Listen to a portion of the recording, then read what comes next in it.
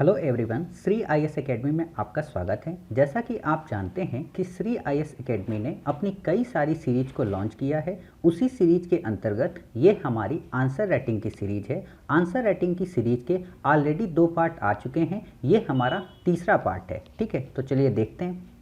जैसा कि ये क्वेश्चन आपके सामने स्क्रीन में है, ये क्वेश्चन बेसिकली GS1 हिस्ट्री का है और इसमें हम ये देखेंगे कि इस क्वेश्चन का आंसर इन्होंने कैसे लिखा है और इस क्वेश्चन के आंसर को हमें कैसे लिखना है। ठीक, 200 वर्ड्स में हमें इस क्वेश्चन को लिखना है। ये क्वेश्चन काफ़ी इंटरेस्टिंग है और काफ़ी मज़ेदार क्वेश्चन है, क्योंकि यूपीएससी ने इस क्वेश्चन को न केवल प्रीलिम में पूछा है बल्कि मेंस में भी कई बार पूछा है हिस्ट्री ऑप्शनल को लेके। हालांकि ये GS1 का क्वेश्चन है तो हम इसको GS1 के हिसाब से ही देखेंगे। तो देखते हैं क्वेश्चन क्या है। क्वेश्चन है, चर्चा कीजिए कि वेलेजली द्वारा अपनाए गए तरीकों ने किस प्रकार भारत में ब्रिटिश सत्ता के विस्तार में सहायता की थी। क्वेश्चन काफ़ी इजी है बट इसकी लैंग्वेज जो है अपने आप में एक गहन अध्ययन को दर्शा रही है। क्यों?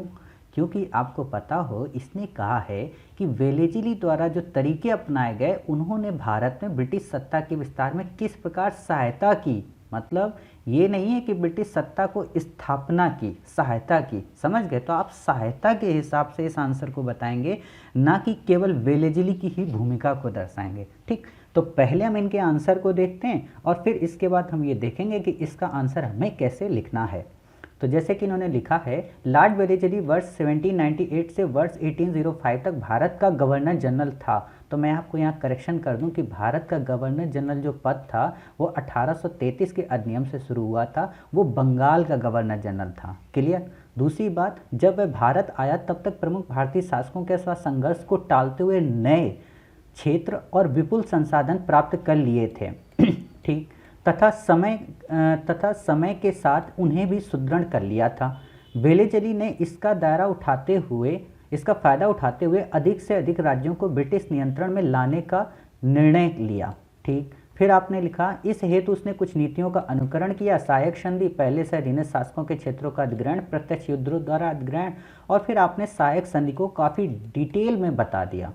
आपको ये समझना चाहिए कि ये क्वेश्चन आपसे सहायक संधि के बारे में नहीं पूछा गया है और ना ही सहायक संधि से अंग्रेजों को जो लाभ हुए उस पे।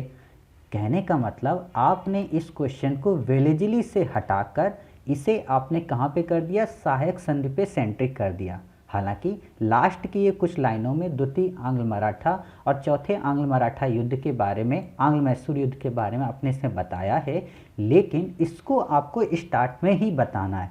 कैसे बताना है तो चलिए हम देखते हैं। पहली चीज़ तो आपको ये दिमाग में रखना है कि आपको ये कोई भी चीज़ें नहीं लिखनी है, क्योंकि ये सहायक संधि का क्वेश्चन नहीं है। समझ गए? दूसरी बात आपको ये याद रखनी है कि आप सहायक संधि को सिर्फ एक सहायक के पॉइंट के तौर पर बताएंगे और उससे ये बताएंगे कि सहायक संधि ने किस प्रकार सहायता प्रोवाइड की। ठीक, तो चलिए हम देखते हैं इस आंसर को लिखना कैसे चाहिए था। आप पहले बताओगे कि वेलेजली के द्वारा वो तरीके कौन से थे जो अपनाए गए। तो आप इसमें क्या क्या बता सकते हो। पहले तो आप सामान्य इसका परिचय दोगे वेलेजली का, कि वेलेजली के तरीके कौन से थे। तो आपको पता है वेलेजली ने 3 तरीके अपनाए। कौन कौन से? एक तो उसने सहायक संधि को प्रमोट किया, दूसरा उसने युद्ध की नीति अपनाई और तीसरा उसने क्या किया, कई संधियां अलग से की। जैसे आपको याद हो, सहायक संधि तो आपको याद है, आपको याद होना चाहिए वेलेजली के टाइम पे ही बसीन की भी संधि हुई। अब ये स्टोरी क्या है, बसीन की संधि और सहायक संधि, इनको काफ़ी डेप्थ में जब मॉडर्न इंडिया की सीरीज हम कर रहे होंगे तो वहाँ पे पढ़ेंगे। ठीक, और या कोई क्वेश्चन भेजेगा सहायक संधि से रिलेटेड तब हम वहाँ पे डिटेल से उसको डिस्कस करेंगे। अभी यहाँ पे डिटेल से डिस्कस करने की उसकी ज़रूरत नहीं है, नहीं तो वीडियो की लेंथ बढ़ जाएगी। तो आप पहले बताओगे कि वेलेजली के द्वारा ये तरीके अपनाए गए। फिर आप ये बताओगे कि किस प्रकार भारत में ब्रिटिश सत्ता के विस्तार में सहायता की। तो आप ये बता सकते हो कि सहायक संधि के द्वारा उसको भारतीय राजाओं का सहयोग मिला, उनसे धन मिला और एक क्षेत्र मिला। ठीक, जिसके बल पर उसने फ्रांसीसी जो खतरा था या नेपोलियन का जो खतरा था, अब आपके माइंड में आया होगा ये नेपोलियन कहाँ से आ गया। तो आपको पता होना चाहिए 1798 के बाद 1805 तक नेपोलियन फ्रेंच में काफ़ी ज़्यादा यूरोपीय शक्तियों को परेशान कर रहा था और ब्रिटेन के लिए तो सबसे बड़ा खतरा बन रहा था। लेकिन मैं आपको बता दूं कि जब आप कुछ जिन्होंने वेलेज़ली के बारे में काफ़ी डीप में लिखा है, जैसे P.E. रॉबर्ट्स और सिडनी ओवेन वगैरह जो हिस्टोरियन हैं, तो इन्होंने बताया है कि फ्रांसीसी जो खतरा था वो तो एक बहाना था।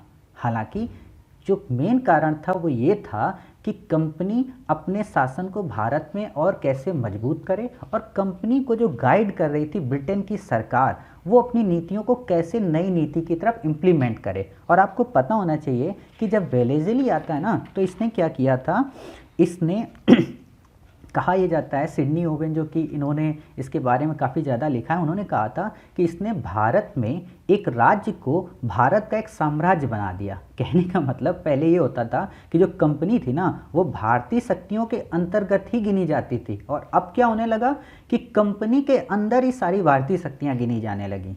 समझ गए। और इसी से धीरे धीरे आगे चलकर 1858 तक सर्वोच्च सत्ता को ये प्राप्त कर चुके थे। तो आप इसको ऐसे लिखोगे कि भाई साहब, जब वेलेज़ली आया तो उसने सहायक संधि के माध्यम से, उसने आंग्ल मराठा मैसूर युद्ध में, उसने क्या कहते हैं मराठों के साथ में बसीन की संधि की, बाजीराव द्वितीय के साथ ये संधि हुई थी बेसिकली 1802 में। तो उसके तहत इनको क्या क्या फायदे हुए। हालांकि इन्होंने जिन कार्यों को संपादित किया वो भारत की पूरी तरह से जीत की परिणत नहीं थी। इन्होंने जिन क्षेत्रों का अधिग्रहण किया युद्ध के माध्यम से, जो पूर्व में चले आ रहे गवर्नरों से अलग स्थिति थी, वो एक परिणत नहीं थी। क्यों?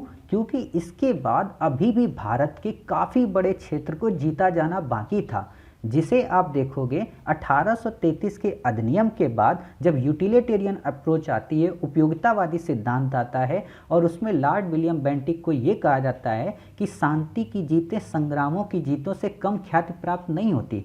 क्योंकि वेलेज़ली की इसी पॉलिसी को आगे चलकर हॉर्डिंग बढ़ाता है, तो इससे भारतीयों में एक रोष उत्पन्न होता है। समझ गए। उस चीज़ को रोकने के लिए 1833 में लॉर्ड विलियम बेंटिक ने सोचा कि अब हम कलम की नोक के माध्यम से भारत को जीतेंगे। और कलम की नोक के माध्यम से आपको पता होना चाहिए किसने जीता भारत के सबसे ज़्यादा क्षेत्रों को, लॉर्ड डलहौजी। कहने का मतलब इन्होंने इस तरीके से ब्रिटिश सत्ता के विस्तार में सहायता की थी। समझ गए। आपको ऐसे आंसर इसमें लिखना होगा। आपको इसमें कहानी पूरी जो गढ़नी है वो काफ़ी इंटरलिंक करके लिखना है। आप शुरू में ये बताओ कि लॉर्ड वेलेज़ली 1798 से लेकर 1805 तक बंगाल का गवर्नर जनरल था, जिसके टाइम पीरियड में फला ये युद्ध हुए, और उसने उस समय ये संधियाँ की। उसने बसीन की संधि के माध्यम से किस प्रकार मराठों के उस बड़े संघ को तोड़ा, उसने किस तरीके से सहायक संधि के माध्यम से हैदराबाद राज्य को या अवध को या मैसूर को अपने में मिलाया, किस तरीके से उसने टीपू को पराजित करके मैसूर में पुनः दूसरी वही सत्ता स्थापित की जो पहले किसी राजवंश की होती थी। और फिर आप ये बताएंगे कि किस तरीके से जो बम्बई, मद्रास और कलकत्ता प्रेसिडेंसी थी केवल समुद्र मार्ग से जुड़ी थी, अब वो स्थल मार्ग से भी जुड़ गई। इसका क्या मतलब? क्योंकि अब कंपनी का जो शासन है वो इन क्षेत्रों में काफ़ी ज़्यादा बढ़ गया, और जो राजनीतिक जो क्षेत्र होते थे उन पे भी इनका प्रभुत्व बढ़ा। जैसे हैदराबाद का निज़ाम इनके अधीन हो गया, उत्तर भारत में भी इन्होंने अवध को अपने अंडर कंट्रोल में कर लिया, और मराठों की शक्ति को भी इन्होंने पूरी तरह से तहस नहस कर दिया। आप ऐसे बताओगे, और फिर आप ये बताओगे हालांकि अभी भी भारत की कई बड़ी रियासतों को जीता जाना बाकी था, जिसकी परिणति हम देखते हैं कि लॉर्ड डलहौजी के टाइम पीरियड पे होती है। और लॉर्ड डलहौजी जब ऐसा कार्य करता है तो उसे एक विद्रोह का भी सामना करना पड़ता है, जिसे 1857 का विद्रोह कहते हैं। हालांकि वो विद्रोह सफल हुआ है नहीं सफल हुआ बात की बात है। समझ गए। आप इस तरीके से इस आंसर को लिखोगे कि वेलेज़ली की ये भूमिका इसमें थी। तो आपने इस तरीके से इसका उत्तर लिख लिया। उम्मीद है आपको चीज़ समझ में आएगी। एक इंटरेस्टिंग बात जो मुझे बतानी थी वो ये कि वेलेज़ली पे यूपीएससी ने 2018 के प्रीलिम में एक क्वेश्चन पूछा था।